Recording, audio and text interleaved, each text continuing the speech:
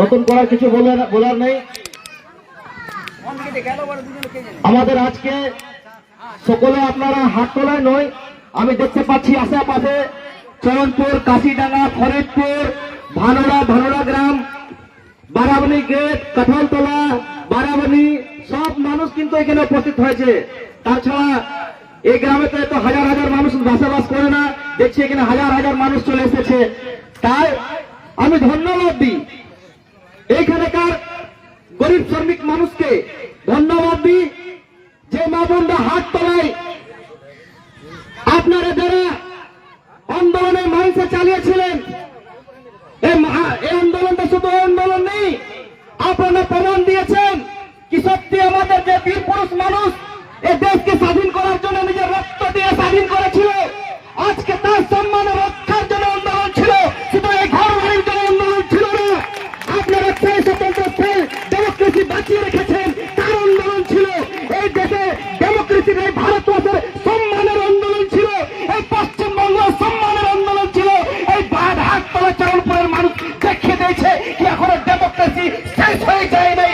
এই বাংলার মাটিতে এখনো লোকতন্ত্র জীবিত আছে, আর একে মেরে দিয়ে যাবে না। সাথী, আমরা এই লোকতান্ত্রিক আমাদের এই সাংবিধানিক দেশে বসবাস করি, ওই সাংবিধানিক দেশে বসবাস করি যে সংবিধান বাবা ভীমরাও আম্বেদকর এই দেশকে স্বাধীন হওয়ার পরে উনি দিয়েছিলেন, আর সংবিধানও দিয়েছিলেন কি আমাদের সমস্ত অধিকারের জন্য আমরা আমার লড়াই বেছে নিতে পারি, আমরা লড়াই করতে পারি, আমরা আন্দোলন করতে পারি। আজকে হতে পারে বিভিন্ন আইনের মাধ্যমে এই কর্পোরেটরা এই সেন্ট্রাল গভর্নমেন্টকে হাত ধরে বিভিন্ন ধরনের আইন তৈরি করে আজকে আমাদের ঘর বাড়ি ভেঙে দিয়ে একটা নতুন আইন তৈরি করে নিয়ে আসছে। কিন্তু জেনে রাখুন, এই ভারতবর্ষের সংবিধান যেটা হয়েছে এই ভারতবর্ষের মানুষের জন্য হয়েছে। যেদিন আপনি উল্টা পাল্টা করে ভারতবর্ষের সংবিধান আর ভারতবর্ষের গরিব মানুষের সিএসটি খেতে খাওয়া মানুষ, কিষানদের মানুষের যদি ঘাত করার কোন আইন আনবেন, আমরা পথে নেমে আইন চেঞ্জ করার জন্য ক্ষমতা রাখি। এই ভারতবর্ষের জন্য আমরা সকলে এসসি এসটি মানুষ, ওবিসি মাইনরিটি মানুষ এক পথে নেমে আমরা আন্দোলন করবো। ঠিকই বলছিলেন সুমন্তদা, এই বাংলাতে সংগ্রাম হয়েছিল, এই 24 বছর সিপিএমের রাজ্যতর বিরুদ্ধে সংগ্রাম হয়েছিল, এই এখানকার আন্দোলন হয়েছিল এই বাংলাকে স্বাধীন করার জন্য, দেশকে স্বাধীন করার জন্য। এখানে ডেমোক্রেসি ছিল না।